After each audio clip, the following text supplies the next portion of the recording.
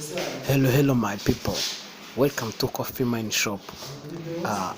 Nje kubereka agace keza ushobora kujyana n'uwawe mukajya kwinjoyinga, si n'uwawe gusa n'umuryango wawe n'abandi bose mukagenda mukungurana ibitekerezo uburyo ki mushobora gutera imbere se cyangwa mugateza imbere business zanyu.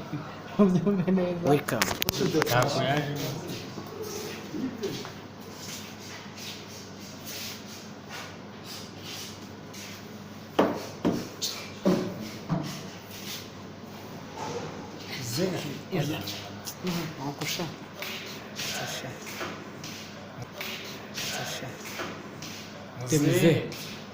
Zehe rubanda rugira yawe he Zehe ntavuga uretse ariko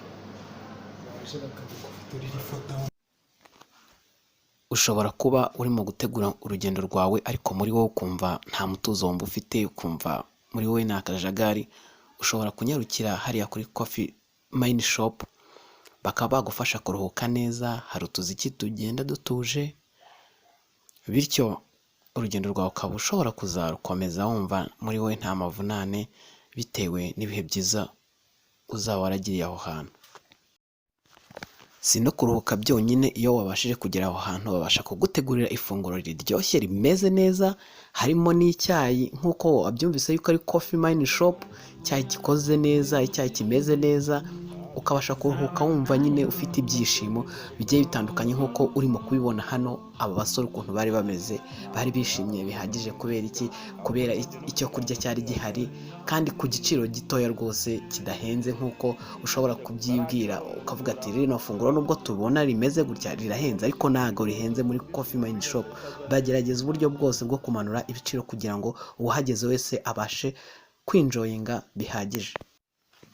Ushobora kuba ufite ibirori bigiye bitandukanye n'ibindi, ariko ukaba udashaka kubikora muri Kigali se cyangwa kujya ahantu kure cyane nk'iyo za Gisenyi.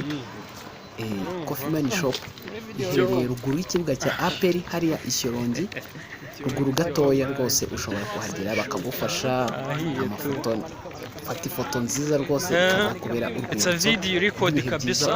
Twimanukiye nzagerayo amahoro kwa data. Nzagerayo.